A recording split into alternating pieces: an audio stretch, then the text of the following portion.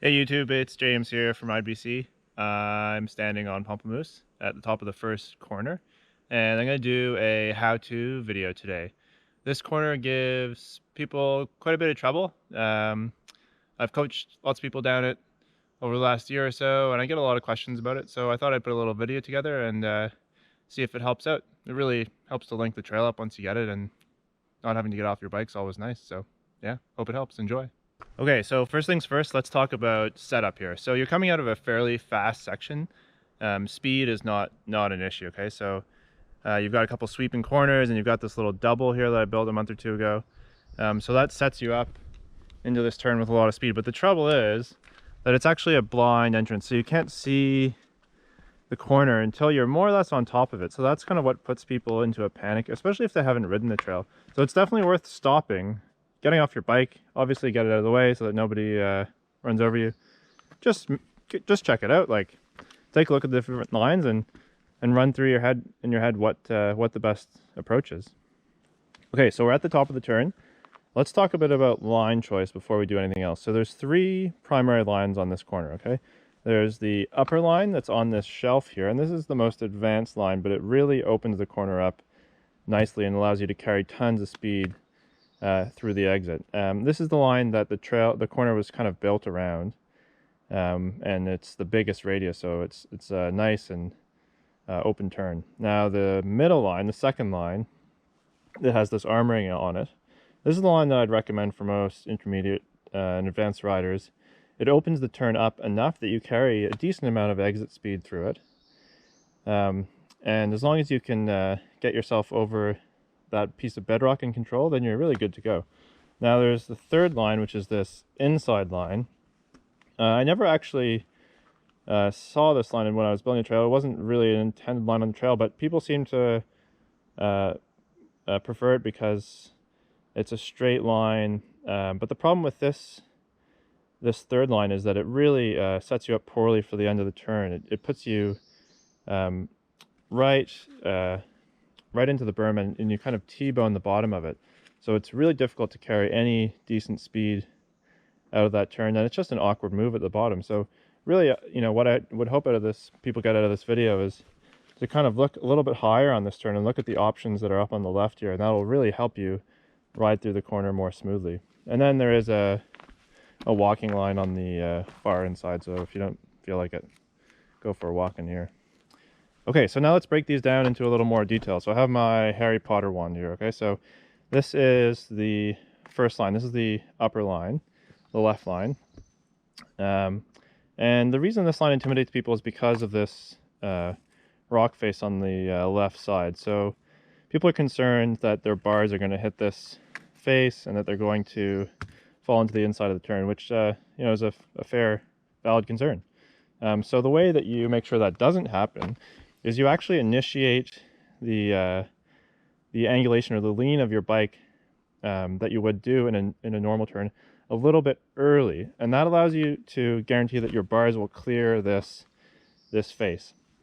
And then once you get onto the shelf, you enter the second half onto everyone's favorite paving stones, and then you get into the catch at the bottom at a nice high entrance point. So that allows you to carry tons of speed through the next section of trail. So you're coming in high, even on the brakes, nice and smooth, get into that ready position, angulate your bike a little bit early, and then as soon as you get off this shelf and onto those pavers, you can really release the brakes, and the corner just fires you out into the next section. So it's a blast, and I hope more people really give it a try.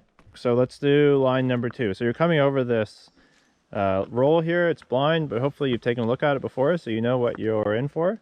And you're over the root. You have this nice pad of dirt to get your braking under control. Okay, you're in a nice ready position, braking smoothly and evenly. And then you're going to spot these two large pieces of armoring that I put down. Okay, so this is really what you want to be aiming your front wheel for. That should be your first objective. Okay, so once you get onto these, then you're confronted with this piece of bedrock that you have to get up and over before you really start to initiate that turn. Okay, so the traction through this granite is really good. So you can hold a nice slow speed through this as long as you're braking consistently. So now that you're on this piece of bedrock here, you can let your bike come up and over it, and then you can start to initiate that turn and lean into the corner. And this one really allows you to carry a lot of speed through it, and you don't have to pedal on the flat. So this is a great turn. I hope more intermediate riders start doing this one. It's really what the corner was built for. Okay, and this is the last line. This is the third line. This is the inside line. That's probably my least favorite, but people seem to ride it. I think it's maybe the least intimidating of the three, but honestly, I think it's probably harder than the middle line. It's getting more and more eroded over time, just because it's the line that people are most likely to be skidding through. So there's quite a few rocks and roots to navigate. The problem with this line is that it really T-bones you at the end of the turn at the catch there. So you have to dump a lot of speed before you can manage that right-hand turn at the end. So that's not really ideal, but if this is the line that you're most comfortable with, then go for it. But I hope this video encourages people to get a little higher in the turn and look at some of the options higher up that will just link the whole turn really nicely. All right, got my bike, gonna ride through these lines. Let's just sum it up once here. We got the high line, middle line, and the low line. Okay, so make sure you've made your decision before you get into the turn, because it is blind. With all three, make sure you're in that nice ready position. You're going to be nice and centered on the bike, pressuring that front end so that you have lots of braking control and that you can get through the corner with lots of traction and brake evenly. So let's do it. Okay, line number one, high line. So just going to pump these rollers, a little double. Going to angulate my bike a little bit early and around. Perfect. Yeah, you just start to lean a little early.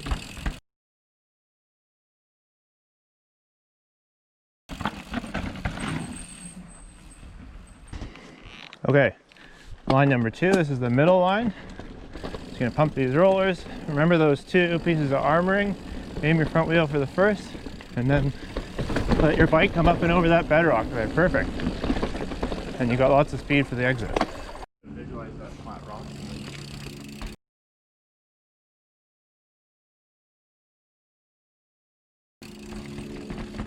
Oh, it goes right up there.